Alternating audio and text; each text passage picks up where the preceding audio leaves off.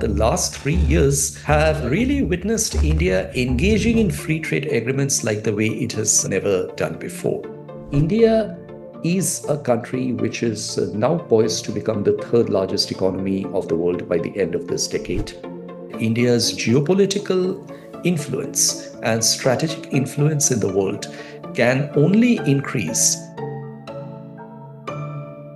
It's been a busy time for India on the trade front. First up comes the long-awaited India-European Union Free Trade Agreement, quickly branded as the mother of all deals and celebrated as a triumph of market access. Not to be outdone, Donald Trump announces his own trade agreement with New Delhi, signalling that Washington won't be outshone by its global competitors. Together, India and the EU make up a combined market worth around $25 trillion, encompassing nearly 2 billion people. These figures represent close to a quarter of both the world economy and population. The US is India's biggest export market, so there was shock when Trump raised import duties on Indian goods from 25% to 50% in August, saying Delhi's purchase of Russian oil was helping fund Moscow's war in Ukraine. Under the latest deal, he said he would lower reciprocal tariffs on India from 50% to 18%, although details are scant. I'm joined by Amatendu Pallet from the National University of Singapore to talk us through India's trade policy after this flurry of free trade agreements in recent years. Thanks very much for joining us, Amatendu. Since 2022, India has signed 9 trade pacts, including deals with the UAE, Australia, the European Free Trade Association, New Zealand and the UK. What is driving India's trade policy?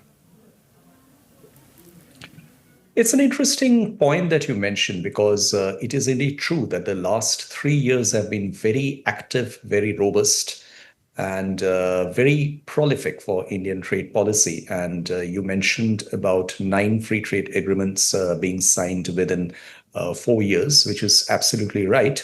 Though I must also point out at this juncture that most of these free trade agreements have been concluded. Not all of them are implemented as of now. So, for example, the latest one, which is with the European Union, or the one earlier with the United Kingdom, and the ones that came with Oman and New Zealand are yet to be printed out, if I can put it that way. The legal texts are still being prepared.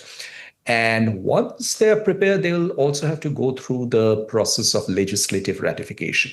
So the deals have been concluded as far as negotiations are concerned, but it will be some time before they actually get implemented and the exporters and importers can get benefits of the deals.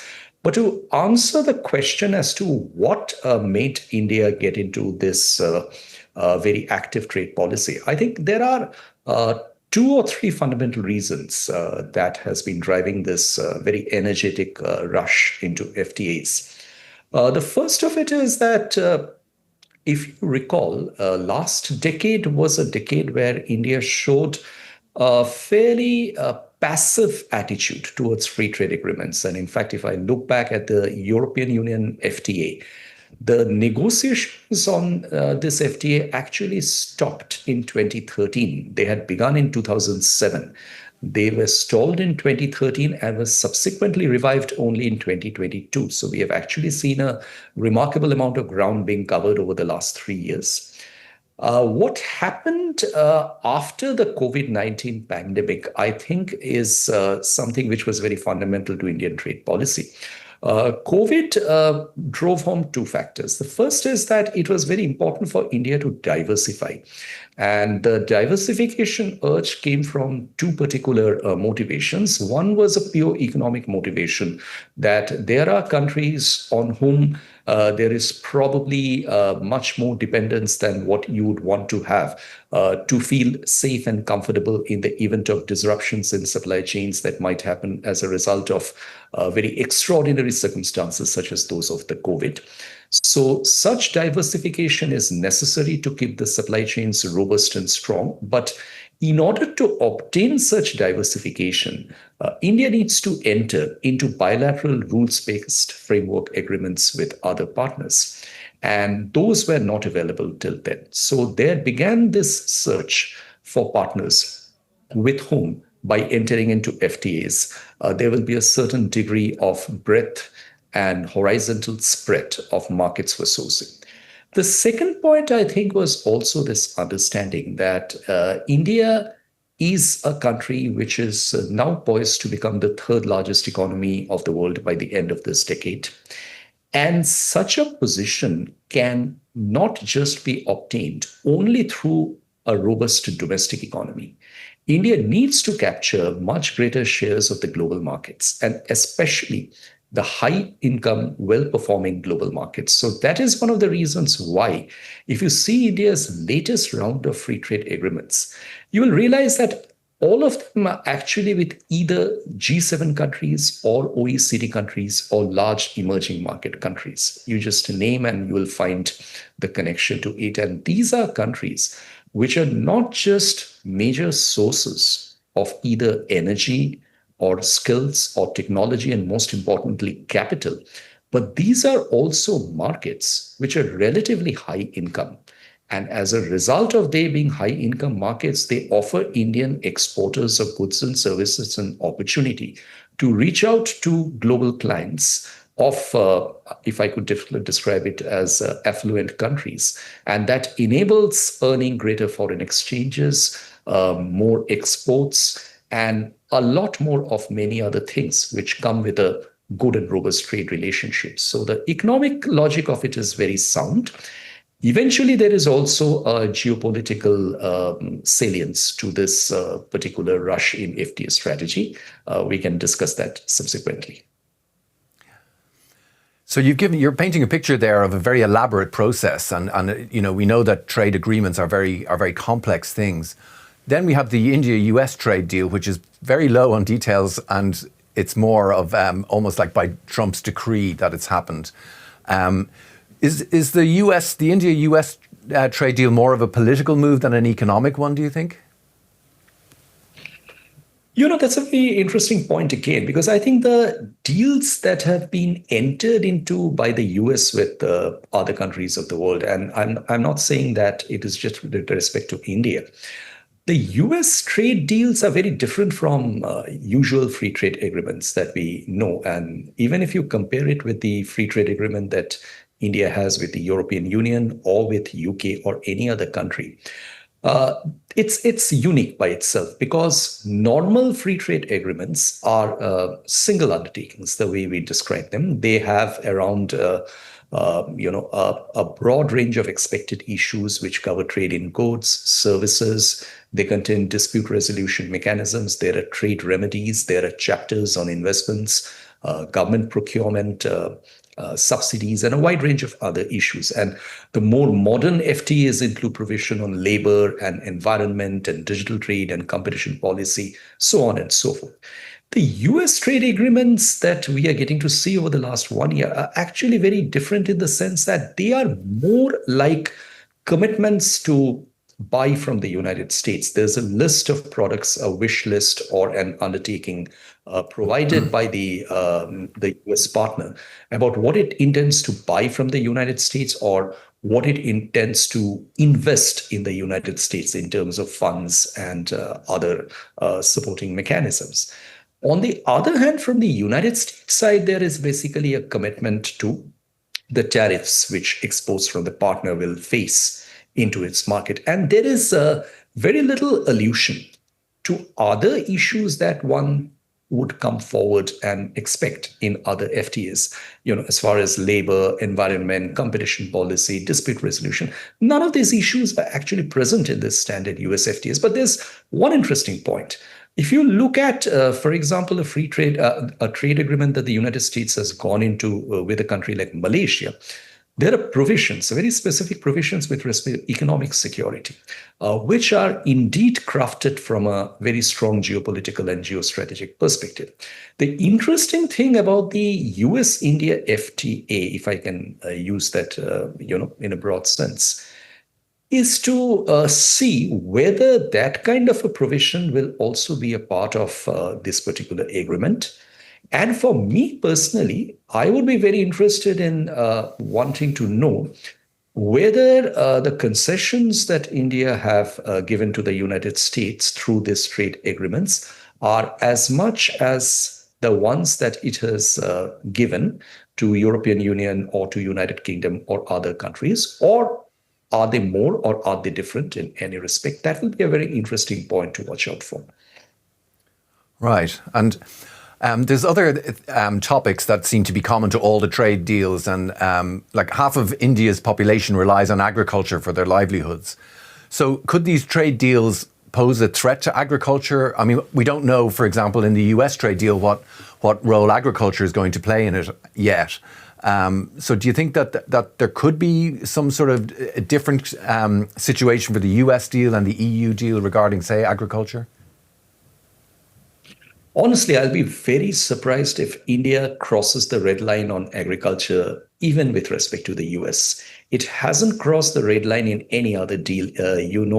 The situation with respect to the EU deal, both the EU and India were very particular in making sure that the domestic sensitivities in a large number of agriculture sectors are kept in mind while negotiating. So while India protected dairy, cereals, and similar other sensitive sectors, the EU did so with respect to rice, beef, and certain other sectors. So I'll be very surprised if India does cross that red line in the US deal as well, for the simple reason that there is a larger sense of economic insecurity which this brings in. We are living in a world where a large number of economic disruptions that countries are facing internally are a result of what is happening outside of them, because of political developments, because of supply chain disruptions, because of sourcing issues. And that has implications for all communities. So, for example, the United States tariffs on India created economic injury for a lot of labor intensive sectors, jewelry, textiles, handicrafts, and so on and so forth. And it's a great boost for them to have got zero tariff access into the European Union market whenever the deal is implemented. But in a situation where some industries of the country, especially the job intensive ones, are already suffering from unilateral trade actions, creating a situation where there might be more problems in store, economically at least, for the Indian agriculture sector and the large number of people who are dependent on them, I don't think is a move which is politically something which any political establishment in India would want to commit to. So to that extent, as I said in the beginning, I'm going to be very surprised if India crosses that red line in agriculture. I don't think the time has come yet. At least the present condition is not conducive enough for India to consider such a move. So looking then beyond agriculture, do you think that, say, the small and medium-sized enterprises have the capacity to really take advantage of these trade agreements? I would say that the small and medium enterprises really need to pull up their act together if they want to take advantage of the free trade agreements that India is signing, especially the one with the European Union. Now, let me, I think, try to bring one perspective over here.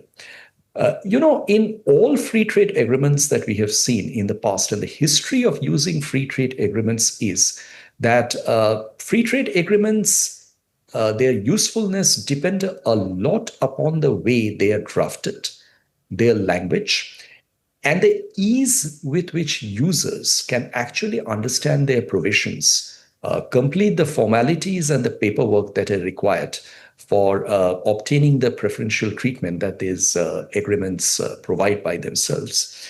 And all these have historically been seen relatively more difficult for small enterprises compared with the larger enterprises, because larger enterprises have more resources, more people, more wherewithal to actually carry out these operations. So as we use it in the trade parlance, there could be an opportunity cost of using free trade agreements. So that is why several free trade agreements are seen to have low user rates compared with the non-free trade agreement route or the MFN route of trading between countries. I would sincerely hope that the EU-India FTA avoids this situation, because otherwise the benefits of the FTA will never be optimally utilized. It will remain unutilized by a significant extent. But then the challenge to that aspect is certainly much more on the Indian side, Because, for example, if you look at the sectors which are really significant for India, let's look at textiles and garments, where India will be getting 0% tariff access into the European Union market.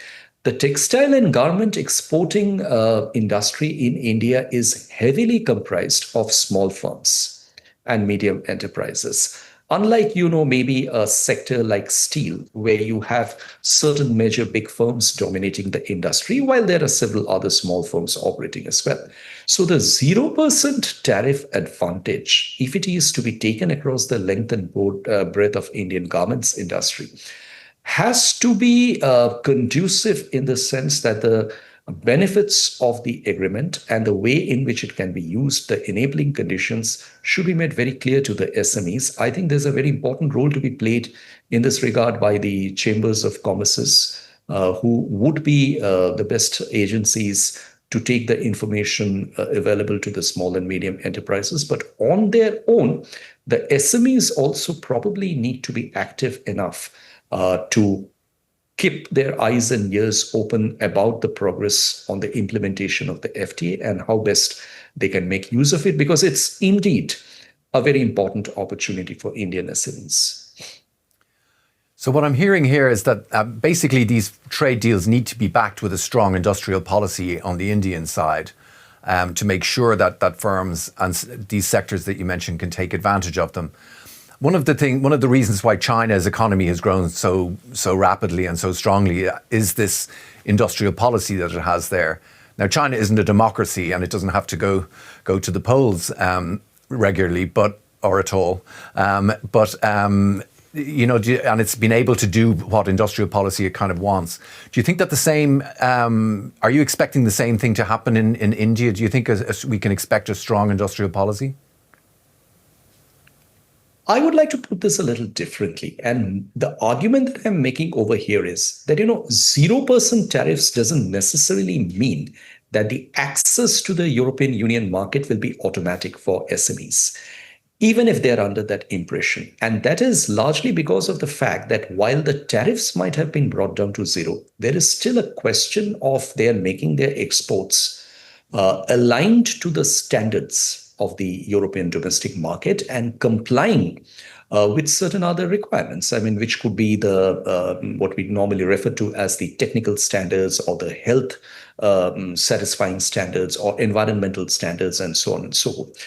Now, the point is that many of these standards are not always publicly available, not in the public domain, at least not obtainable very easily. And for that, perhaps there are specialist intelligences that need to be provided to the small enterprises. They need to really go through the right kind of people and the right kind of agencies to understand that what exactly are the conditions that they should comply with. Now, whether that can be addressed entirely through an state-oriented industrial policy, or through a combination of a variety of agencies, some from the government, some from the industrial associations, some even from the specialist communities like the business lawyers, the corporate lawyers, and other vendors who are in the business. I would actually expect European businesses, let's say in textiles and garments, who, for example, are sourcing actively from India, to play a major role in this regard. And they might, in their own active interest, actually want to make it very clear to the firms from which they are sourcing down the line in India that, look, these are the standards which now you really have to comply with to take advantage of the 0% tariffs. And that would actually be the most purposeful gesture on both sides for making this FTA solid success. And I'm quite confident that it can be so. Are these trade agreements ambitious enough, do you think? Very interesting point. Very interesting point. And I would actually say that, I would look at ambition in a relative scope. If we go back in history, 2013, when the India-EU negotiations were stalled, it was mentioned in the official communication issued that one of the reasons why it got stalled was because there was a gap in ambitions. And I understand why this gap in ambitions arose, because in 2013, India was hardly prepared to negotiate 21st century free trade agreements, which include a lot of new generation issues. Subjects like digital trade, for example, competition policy, investment rules, labor and environment standards, all these at that point in time for India were subjects which it was not comfortable negotiating with. A lot has happened since then. And today, when we look at India's free trade agreements, which I refer to as the new generation ones, these new generation ones are much more aligned to the new generation issues that I just mentioned too. And one of the important things to be noted in this regard is that India has actually taken the plunge in even opening up very important sectors which it has always protected. Say, for example, the government procurement markets. I'm not exactly sure why this did not feature in the EU free trade agreement, because I don't see a mention of a government procurement chapter unless it is going to be added later. But when you look at India's free trade agreement with the United Kingdom, it does have a government procurement chapter, which is quite liberal in terms of the commitment that it makes, and which I think is really saying a lot, because this is something on which India has also been relatively reticent, even in the WTO, in making significant commitments. Then again, if you look at a free trade agreement like the with the one with the European Free Trade Association countries, the EFTA group of countries, India has actually committed to fairly bold steps over there when it comes to labor and environment provisions. Competition policy is a feature of several FTAs that India has signed into later. But having said that, while it is true that new generation issues are beginning to feature in India's free trade agreements, the degree by which they are featuring might yet not be as much as the way they are featuring in several agreements that the EU is signing with certain other countries, especially if you look at maybe EU-Vietnam free trade agreements or EU's agreements with certain other OECD countries. In those issues themselves, there might be a relative gap. There might be a relative bridge to be crossed. But for me, this is something which is progressive given India's complexities and heterogeneities and various domestic sensitivities. This is a progressive sector. And even if I come back to very traditional issues, like that of tariffs, for example, and the concessions that India has offered to reducing tariffs on automobiles in the EU and the UK free trade agreements is actually quite remarkable, given India's standards of protecting tariffs, the historical standards that we have seen earlier. So finally, Amitendo, you've given us some fascinating insights here. What's your sort of take overall on this? Do you think that in 5 years we'll see this period as a turning point in India's economic integration and development, or do you think this is just another stage on the road? I would honestly describe this period as a very important phase in India's trade history. And I say so because of the fact that the last 3 years have really witnessed India engaging in free trade agreements like the way it has never done before. And earlier in our conversation, I referred to the economic benefits which are driving the charge behind these FTAs. And let me now bring in an element for which I really think it's a transformative period in India's trade strategy. And that is the fact that India has started looking at free trade agreements through a geoeconomic lens. And this geoeconomic lens is a product of the understanding that India's geopolitical influence and strategic influence in the world can only increase through the economic influence that it commands. And that economic influence requires it to position itself as a major player in global trade. Now, when I say global trade means a lot. Global trade means a large number of items and large number of services.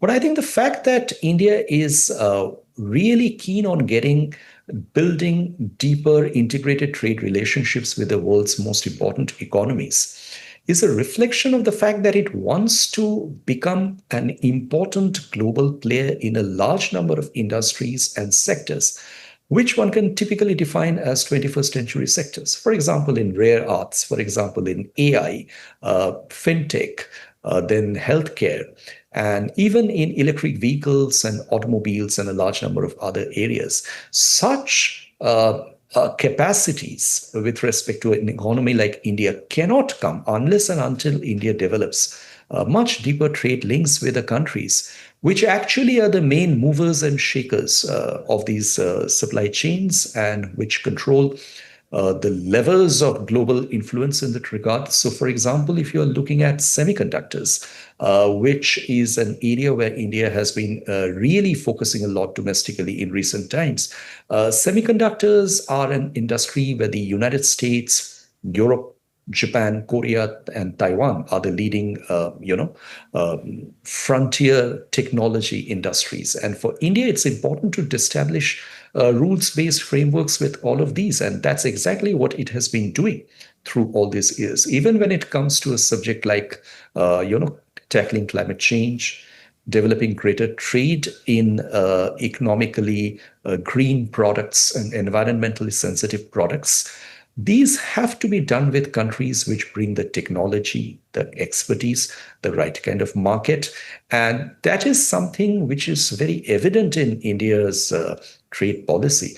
It's not just being looked at trade, it's being looked at a strategy where India will develop the cutting edge expertise in those sectors where the world will be dominated going forward from here, and where India will be assured of holding a certain degree of static comparative advantage, which will bring it sufficient strategic capital. And I think this particular geo-economic sense, which has made it go into a very active foreign trade strategy. And I believe whether it has been successful or not will be revealed over time, but there is no doubt over the fact that this has been a decisive turn in India's history of trade strategies. So we will see how this transformative period, how things shake out. Thank you so much for your insights today. This is Amatendu Palit from the National University of Singapore, and we'll be following closely how things develop from here on in. My pleasure. Thank you so much.